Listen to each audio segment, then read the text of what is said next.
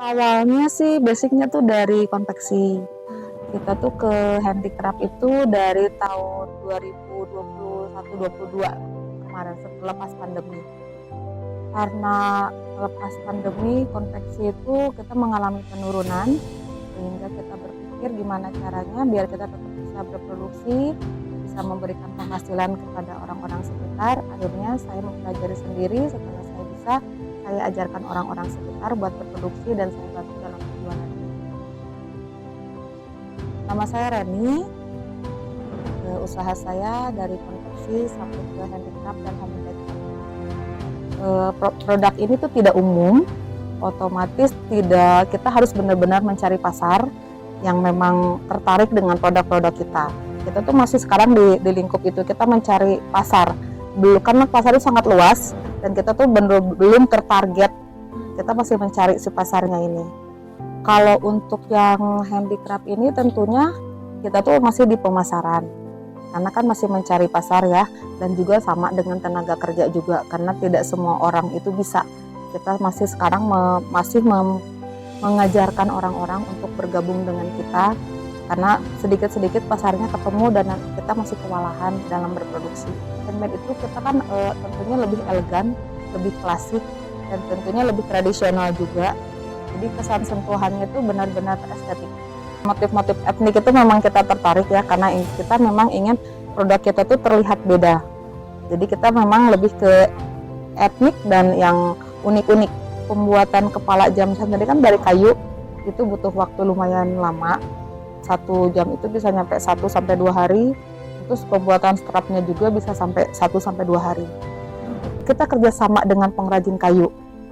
Nah, karena kita kan basicnya itu di anyamnya, jadi kita kerjasama. Otomatis ini jadi membuka peluang usaha untuk banyak UMKM. Komunitas kita udah bergabung di suatu komunitas, paling kita ketemunya kalau ada event-event. Kita suka diajakin event, disitulah kita untuk memperkenalkan produk kita. Selebihnya produk kita tuh udah ada di beberapa departemen atau lembaga pemerintahan. Jadi kita titip-titip kayak di kantor pos, di Kerabat Store, itu kan yang punya Dekranasda, sama di Dinas Perindustrian, sama di Dinas Pariwisata. Kita tuh nitip-nitip produk kita biar lebih dikenal lagi. Pasti itu di tim kita itu butuh kesabaran. Kita tuh orang-orang yang sabar, karena pengerjaan ini tuh kan lama. Benar-benar butuh ketekunan. Yang saya pelajari adalah banyak orang yang tidak bisa sabar, akhirnya mundur. Padahal di sini tuh bisa menghasilkan, tapi karena mereka tidak sabar, mereka mundur. Sekarang kita cuma ada di Facebook, Instagram, sama di Etsy.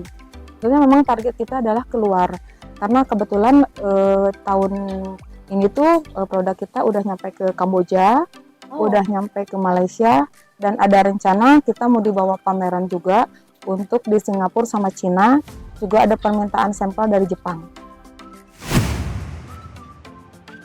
Dia dipakai wudhu apa aman. Kalau ini memang lebih riskan karena dia kayu. Tapi kalau kena rintik hujan masih aman, karena saya juga pakai. Cuma ya jangan bawa berenang aja.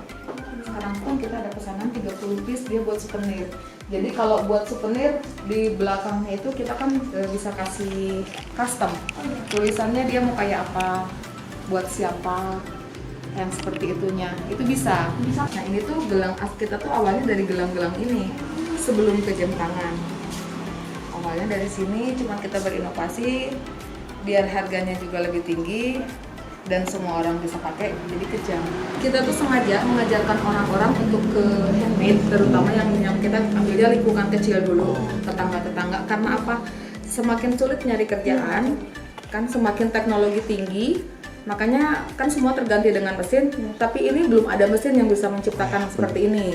Makanya kita lestarikannya di situ, biar orang-orang tetap bisa kerja gitu kan, di handmade-nya. Dan value handmade juga lumayan tinggi. Banyak kan komunitas tuh bikin boneka. Iya, benar-benar. Nah, kita tuh ngebingin perbedaan kan. Jadi ada ciri khas. Jadi kita nggak di boneka aja, tapi kita ke yang lain yang orang tidak bikin. Jadi pesanan kita tuh sih otomatis lebih banyak. Benar. Sampai ada yang bikin custom kayak buat home decor, hiasan dinding, pintu semua. Iya. Wah, semuanya sampai bed cover kita bikin. Banyak sih yang recycle kayak tas juga, cuma kebetulan lagi kosong, kita kan recycle tas juga dari jeans bekas, jadi karung boni bekas, kita bisa jadikan tas yang bernilai, harganya lumayan. Tas kita itu dibeli sama seorang desainer, dia rebutan sama temennya tuh, saya mau beli, saya bilang siapa aja yang duluan, karena saya memang bikinnya nggak banyak. Oh iya. Dan itu Pasti sih. ya bahannya pun saya nggak beli. Oh nggak beli? Nggak beli lah, Oh iya, iya, kita ya. bekas kan. Oh, iya, iya. Kita tinggal di grup itu, saya ada yang punya baju bekas, kirim ke saya, kayak gitu. Di sini diolah. Dan memang produk kita tuh zero waste banget gitu. Ini nggak ada limbah, karena sebagian kayunya pun ada dari kayu limbah, kayak yang dari mebel. Oh dari mebel Sisa juga? produksi mebel itu kita bisa gunakan untuk si kayu. Kalau misal ini kan jam ya, ada additional strap kayak gitu nggak sih? Strapnya bisa, kan kita juga terima, misalkan ada jam yang udah strapnya rusak, mau diganti, kita bisa. Nanti kamu ganti bisa kasih dalam. Iya, itu bisa. Berarti custom mau gimana juga bisa? Bisa. Jadi bisa pilih warnanya mau warna apa dengan apa, kayak gitu, motifnya seperti apa.